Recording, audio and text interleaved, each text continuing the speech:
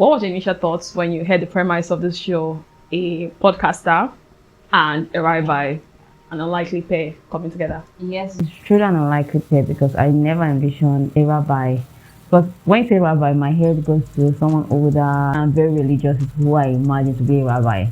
Yeah, same here. But at the same time, even though this was an unlikely pair, if you are subscribed to our channel, I don't really trust rom-com, so I was not really sure going into this. And when I found out that it's a series, I was not sure I was going to like the show. I pressed play grudgingly because in my head, rom-coms, I don't know, it's at the bottom of the barrel right now.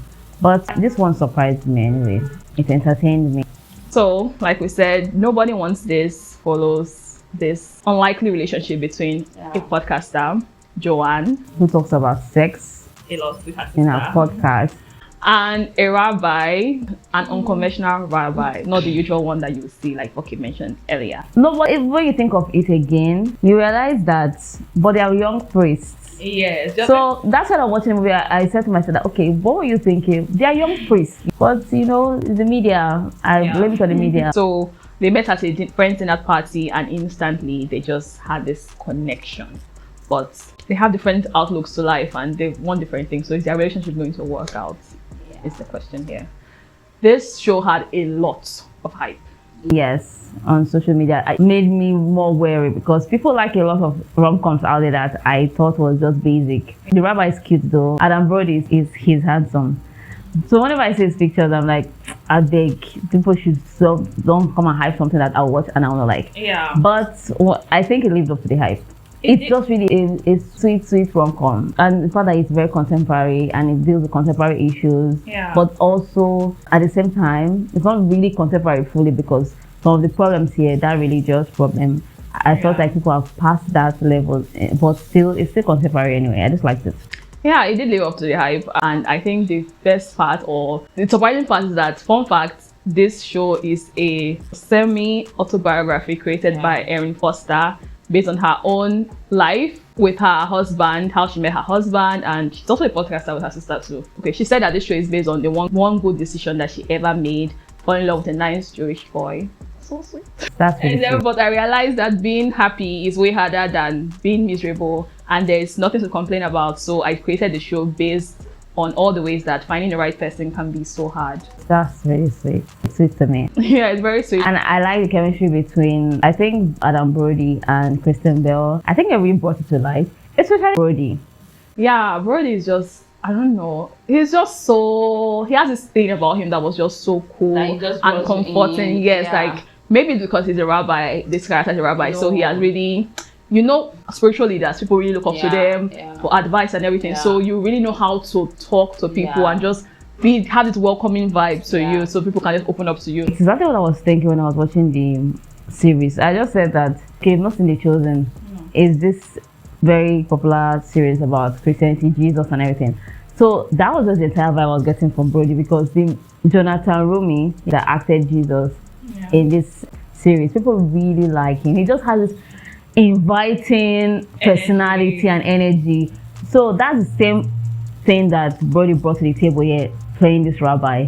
So he's that kind of person I would like to. No, I don't know what if he's not like this in real life, but I just feel like, I just think he made it look so easy. His entire personality was sweet, and I just really love the goofy, the dry humor, the goofiness. Like the lines in this series are my favorite. Yeah, they had amazing chemistry. They just, even when you say even goofy and dry comedy and everything, but they just understood each other, and that's how it should be.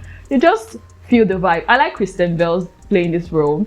At first, in the first episode, I did not like this show so much. It took first and second episode, I'm like, is it coming? Because everybody has, before seeing the show, people have been hyping the show, like I said earlier. Is it coming? Am I going to like the show? But I did not really like in the first 2 episodes. But I really like Kristen Bell's character here, Joanne, because she was this very confident girl that just says what she wants to say and just walks into the room. When she even walked into the dinner party, all confident, her fur coat. It was really nice. Yeah, I like their meet cute, but nothing really forced. The reason why I did not like the first 2 episodes was because there was kind of some kind of forced lines there, but at the same time, these characters had really good energy and the chemistry was really working for me. I like the series from the first episode. I liked it already. However, I will not say Kristen Bell is my favorite character in this series. I think that Kristen Bell was trying too hard most of the time. Yeah. I don't know. It's In the first episode, yes, but at the same time, No, throughout the series, I think she's not really slot into this character well for me. There's something missing there. So most of the time, everything seems false. When she's talking about some kind of things, I do not believe her. But for Brody, it was just natural. Even her sister's role, just natural. But Kristen, I feel sometimes when she's talking, I'm like, her character was trying too hard to be relatable. So if I was coming out of Kristen Bell's mouth, I didn't just believe it. I don't know why, but it still works for me though. The other characters in this series, let's start with the loser siblings, Morgan and Sasha. Sasha is the rabbi's brother. He's a loser sibling. He of him and his brother. Then Morgan is Joanne's sister that they do the podcast together. What do you think about the both of them? I think they nailed that goofy sibling, but I don't know why they always have to be the silly sibling. I don't know who is the silly sibling in our family, because I was like, who would be the silly sibling? Not me, actually. Obviously.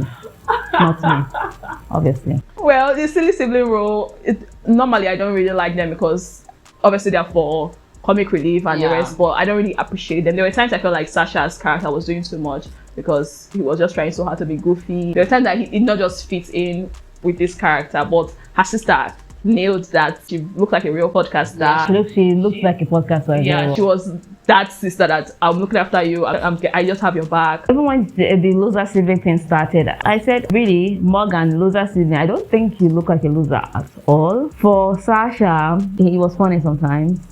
Sometimes it's not just click. Yes, he's a loser sibling anyway. Yeah.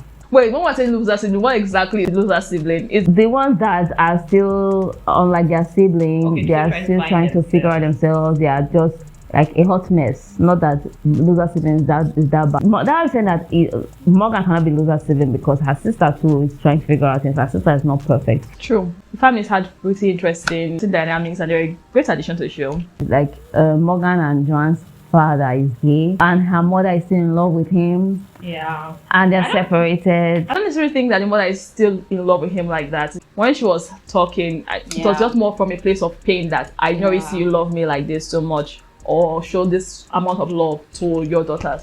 So I think that's the pain there. Yeah. I like this show because it just really reignited that thing. You know, when you're growing up, you've seen all this series about romantic comedies, all this living life, navigating career, navigating love, and you're now a grown up and you're saying, okay, it's a little bit much harder than I thought it was going to be. Yeah. So I find this series very relatable. It just reignited that feeling in you that, okay, I want to have this experience with somebody, I want to have friends, I want to go out, you know. That's really easy. It's easy like Sunday morning, just a show that you just watch and you're laughing and you can relate to the characters and their struggles. Yeah. Even if it's not necessarily relationship wise, from just communicating with people, just putting your cards out that, okay, this is it. This main characters, they just place their cards out and said, this is it. What do you think? Are you in? Are you out? That was how it was from the very beginning. And everybody wants that, just clear and simple, good communication. Always nice.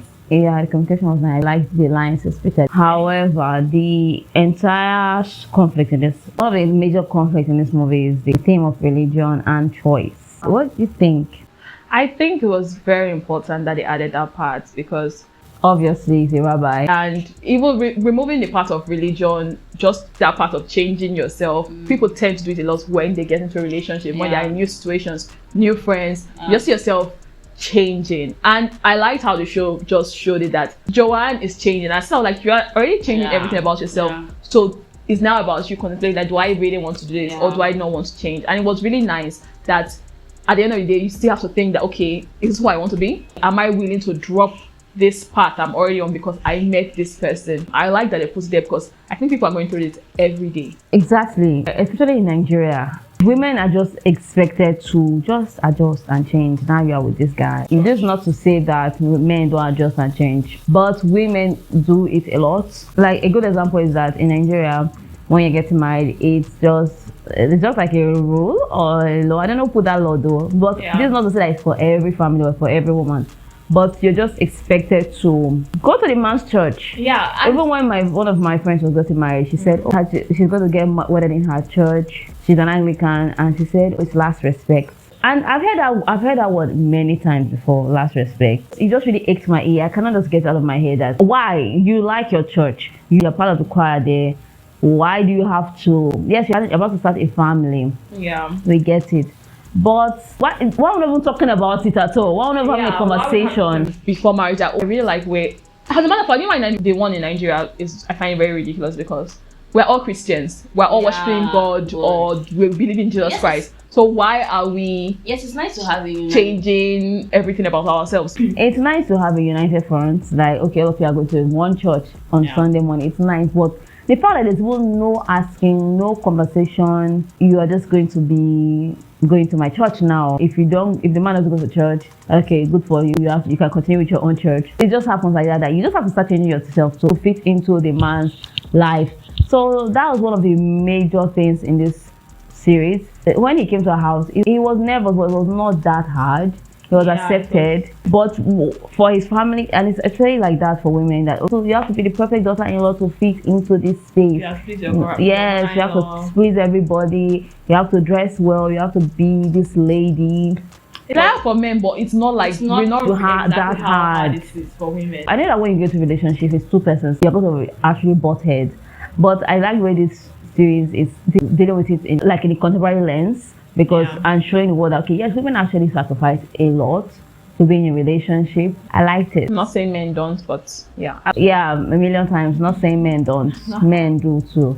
How would you rate the show? Oh, 5 out of 5, because this is what I've been praying for.